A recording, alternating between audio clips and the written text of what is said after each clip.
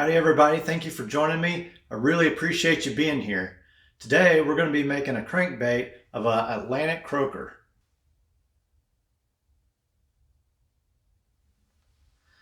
So stick around, I hope you enjoy it.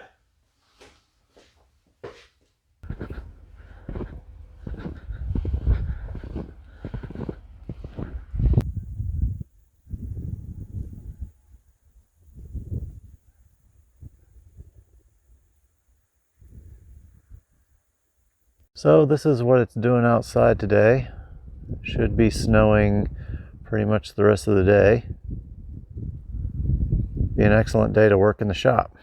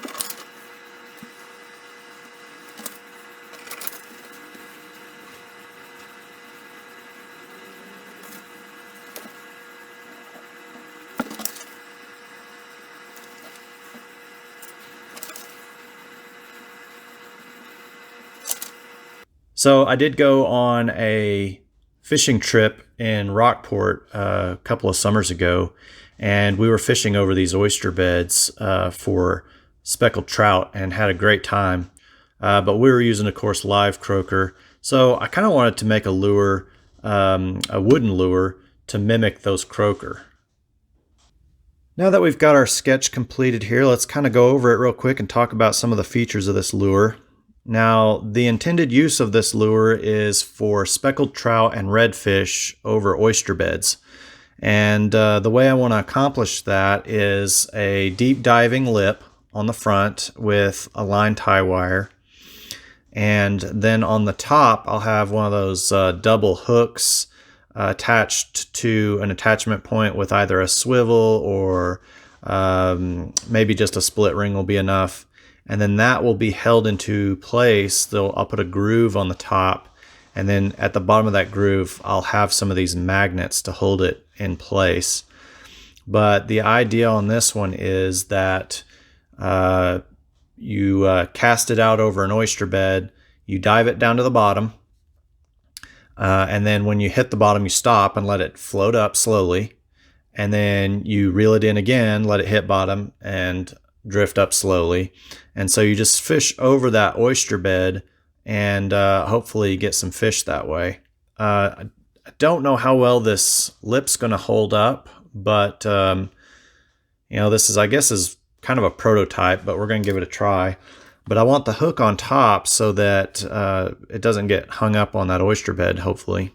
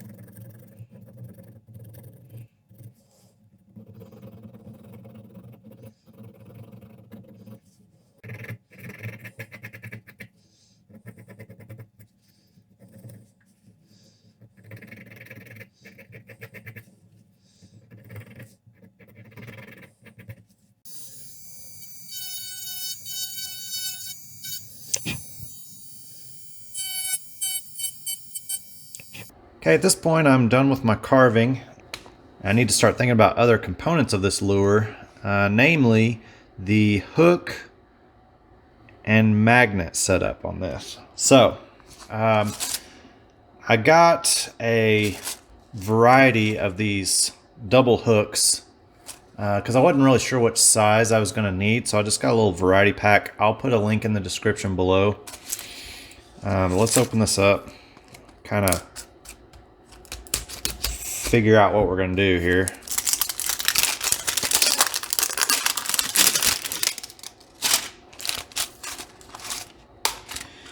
But I like getting these little variety packs, especially when I'm experimenting with a new lure. I may not know what size hook I need, and so this lets me kind of try out different things. Let's look at the very biggest one here.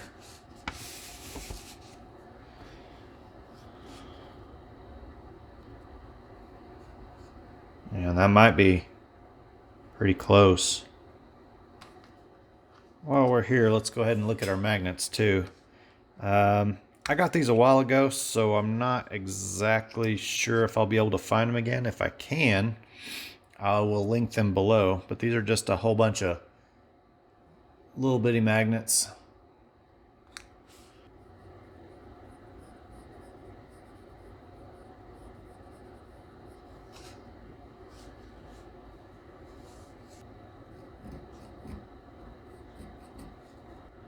What I'm trying to do is make a little bit of a pocket here, not real deep,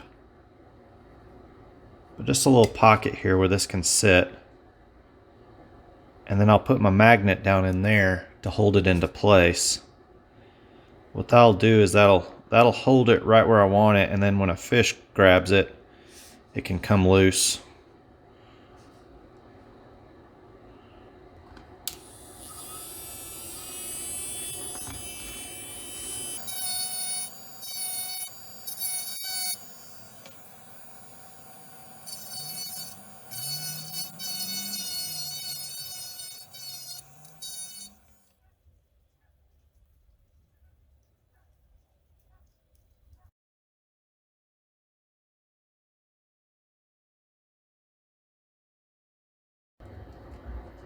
I'm ready to start cutting the lip for this, but I need to widen this mouth until I can get this all the way on there.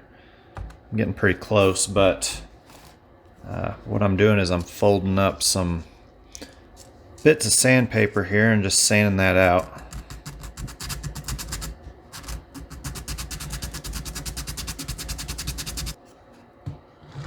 I'm going to kind of mark out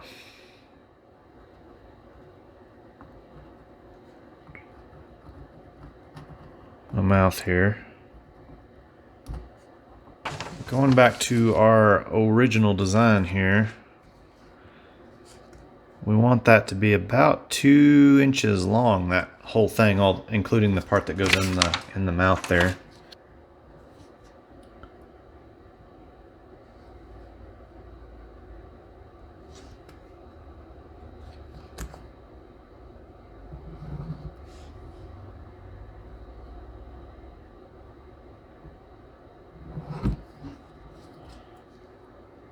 Yeah, now we're getting there. Now we're 1.25 inches wide here, and then of course we're coming to meet the mouth. So let's stick with that.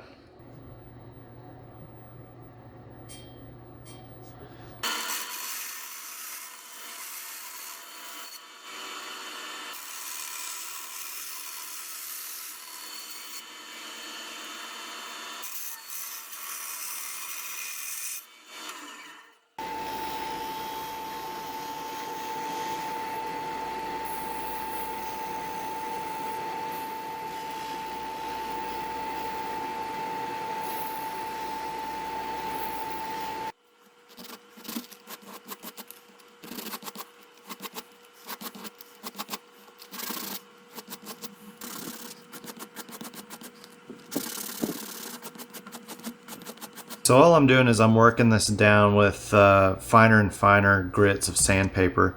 I started with a 60 grit on a board here, and then I moved to an 80 grit, and then I'm finishing it off with 180 grit. And all I'm trying to do is just get that smoother and smoother, and then I'm gonna probably use a polishing wheel on the rotary tool to do the final finish on that edge. That's where I've got the edge to with just sandpaper. Next, I'm going to polish it a little bit with this rotary tool. This is actually a Dremel, and I've got these felt pads. You can buy a variety pack, different sizes, different shapes. Nothing really special about it. And then this Dremel compound I've just used on various things. It's good for polishing metal.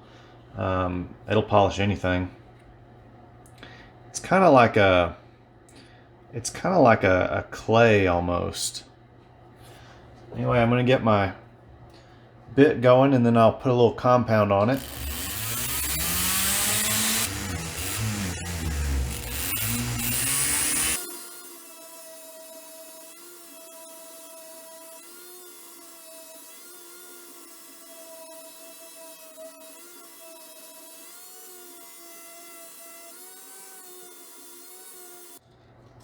As always, I'm using the .041 stainless steel lock wire linked in the description below.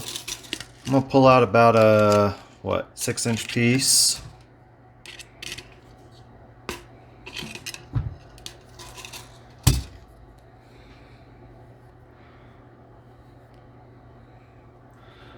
Just get it kind of straight. Doesn't have to be perfect. And then I also have this wire bending tool. Just like that. What it does is it allows you to make a perfect bend like that. Okay. And then I'm going to take my regular pliers, use it to bend it up like that, okay?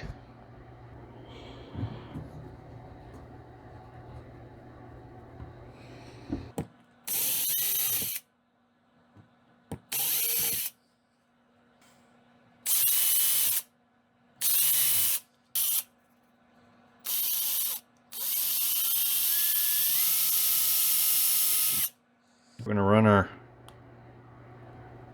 two ends through. Do like that.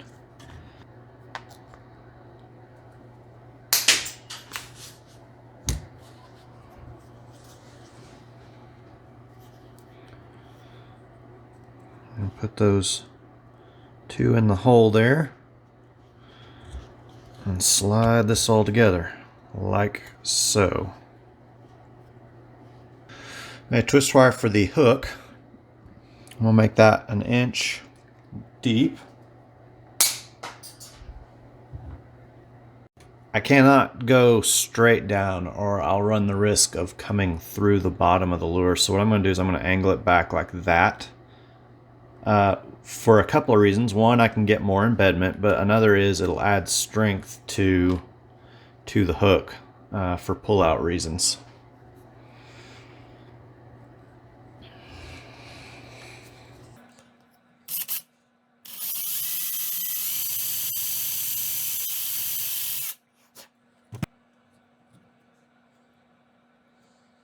All right, now it's time. We need to be thinking about lead, okay? And really, this is going to be a topwater lure. I'm wanting it to float by the design that I've got here, but I do need to put a little bit of weight in the belly just to keep it upright and more stable.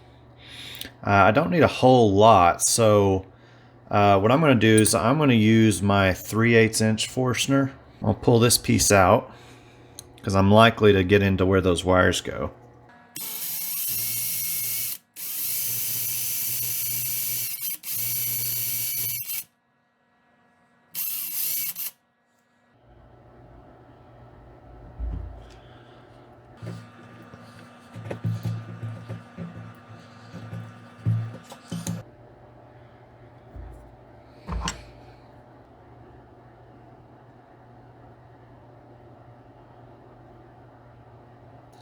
Almost forgot to rough that up a little bit.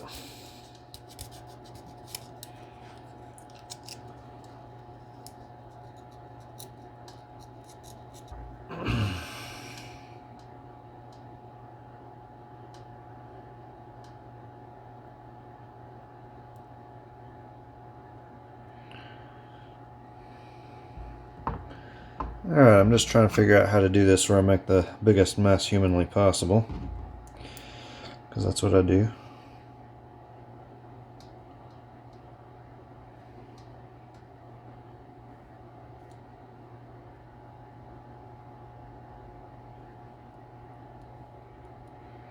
Okay.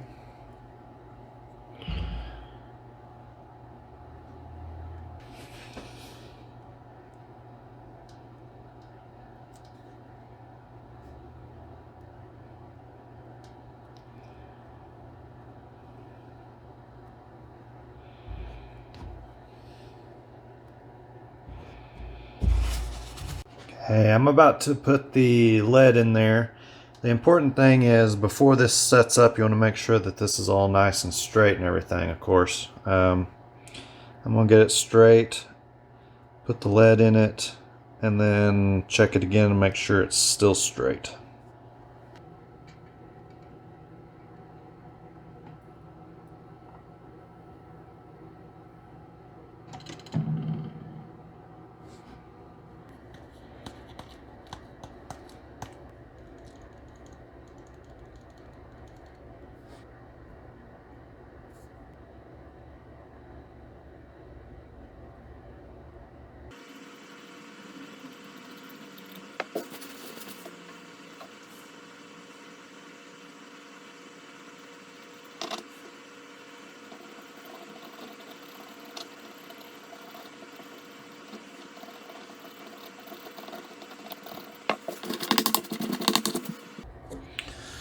So wiping that off with a paper towel, what that does is it keeps it from globbing up real bad, and so it reduces the amount of sanding that you'll have to do afterwards.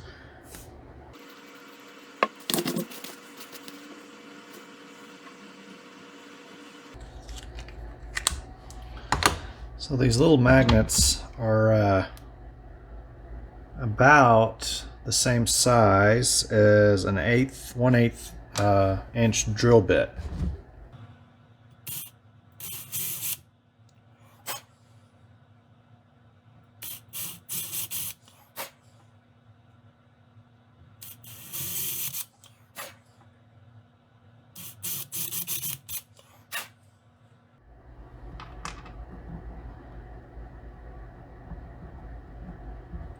Oh, that fits perfectly. Look at that.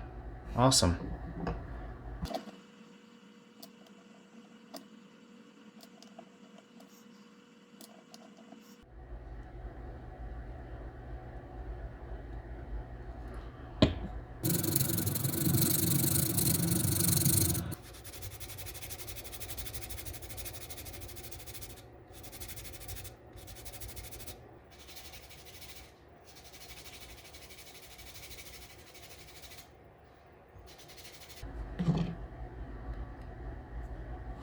There you go.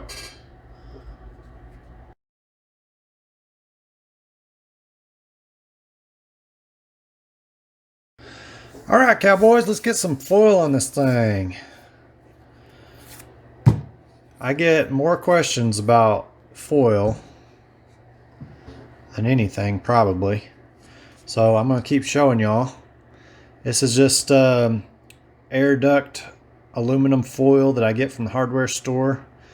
This particular kind is Sure Tape AF914, but really any kind of aluminum foil tape that doesn't have any printing on it will work just fine.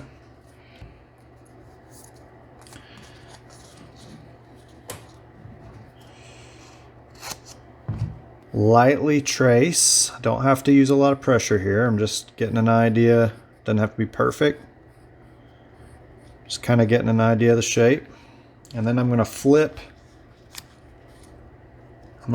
my template over like I would the page of a book.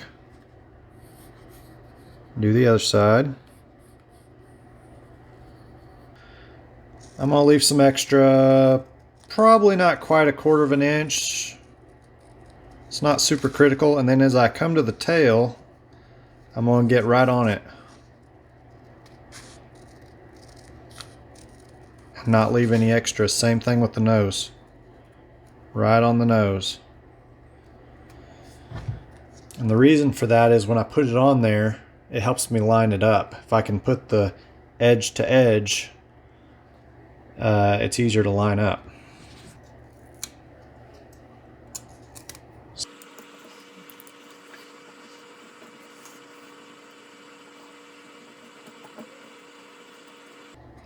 I'm going to get these little folds in here like that, and that's okay.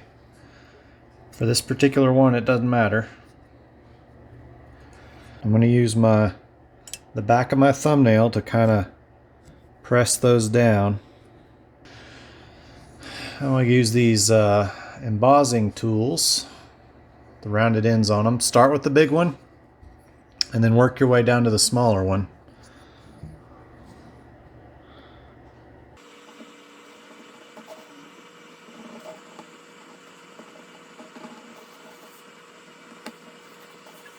I'm going to do this one a little bit different. Ordinarily, I would use an aluminum mesh before I even put my foil on to get a scale pattern. However, these Croaker have really tiny scales. It's a completely different scale pattern than the fish that I've been doing.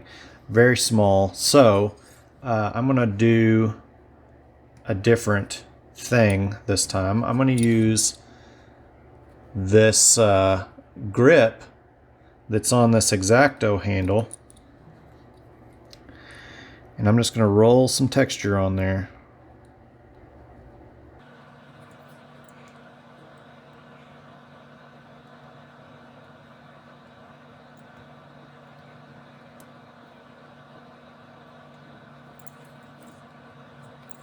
So you can see what that's doing. It's making a really tiny diamond pattern. And I'm just going to do that over this whole back portion.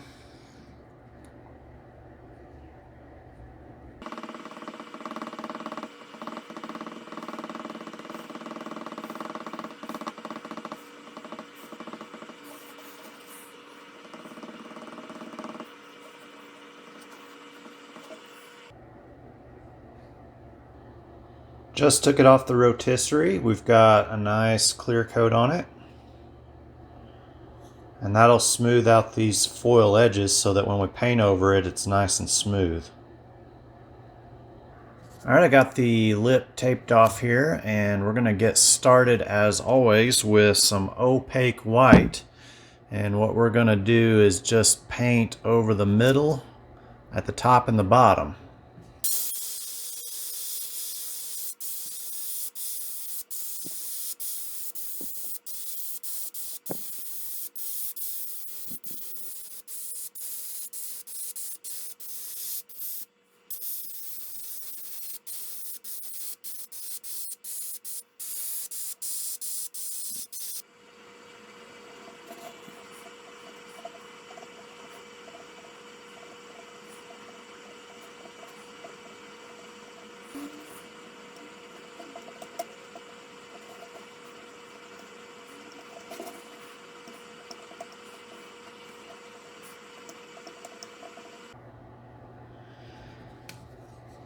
I'm ready to paint the stripes on. I also went back, you can see here, and I cut out the fin.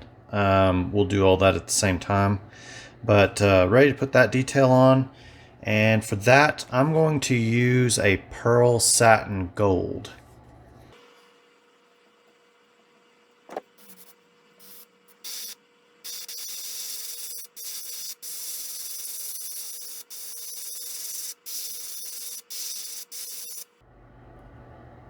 This is it's a mesh that I got from a fabric store. I think I call it tulle, something like that. Anyway, it's pretty fine mesh. It's good for these little lures.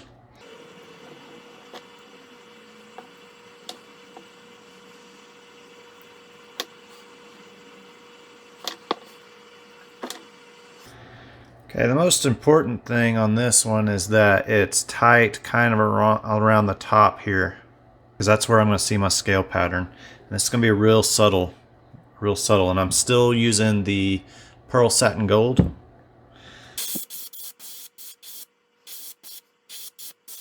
I like that.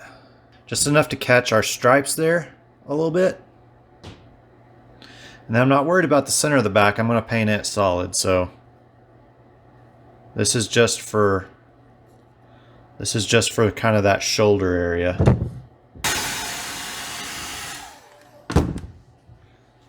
Okay, I want to be sure that's real good and dry before I remove all the clips here.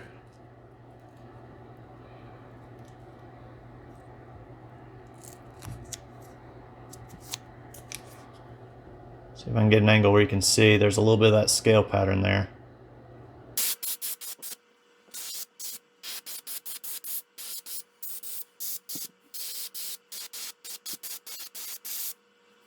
For the belly, I ordinarily use a pearlized white, but in this particular case, I'm going to use pearl silver because I'm going to try and maintain that foil tone all the way around on the belly.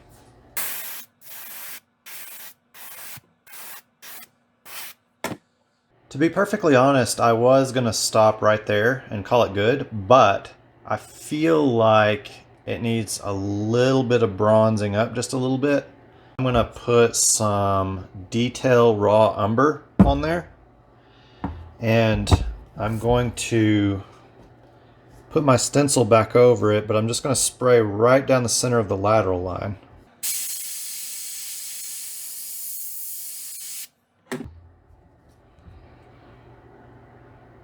Gives it a little bit more dimension there.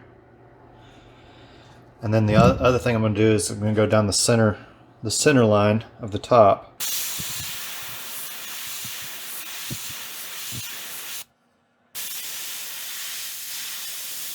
That gives it just a little bit more depth and realism. Before I put another clear coat on this thing, I want to put the eyes on, and I have got these Rule Outdoors Fury 6mm.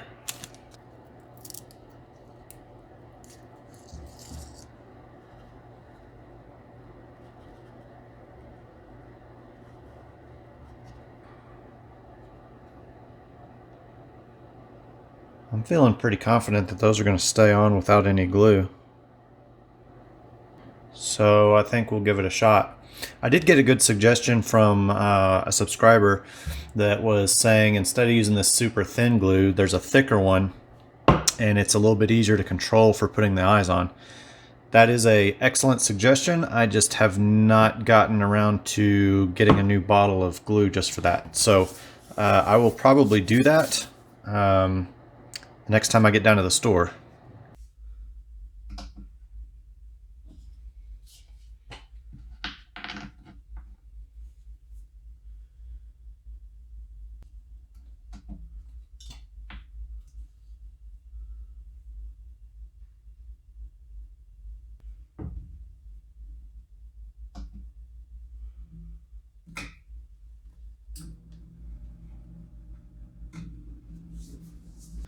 So I've been using this True Coat epoxy, which is marketed for small batch lure making, and it's sold by True Glide. Found them online. I bought some. I've been trying it for the past few lures. I'm really happy with it. Seems to have fewer bubbles than a lot of the epoxies that I've been using.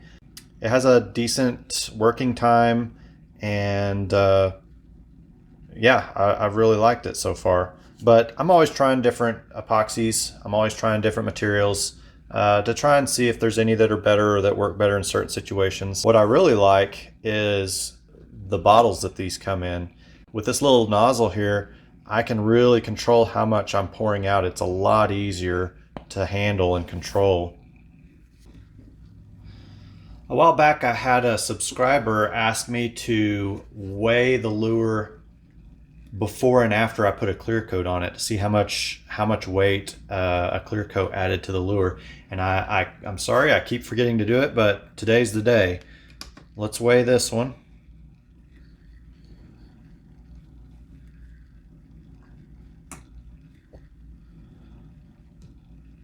So 17.42 grams.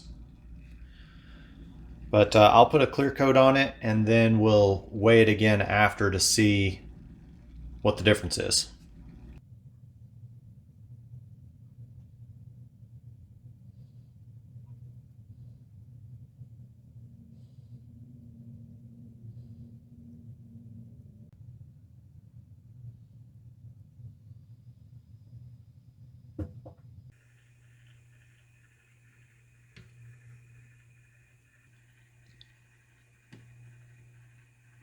Now that the epoxy has cured, let's weigh it again and see what we get.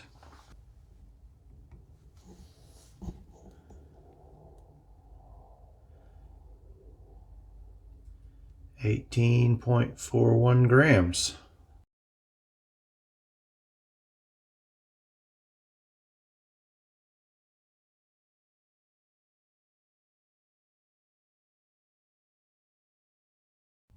Let's throw this guy in the water and see how he swims. If you recall from the beginning, we've got it where it dives to the bottom and then it floats tail up to kind of back out of anything. If it hits that oyster bed and gets stuck, that way it can hopefully get unstuck.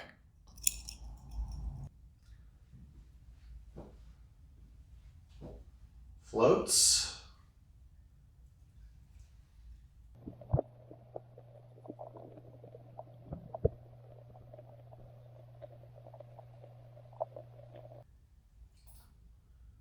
Dives to the bottom.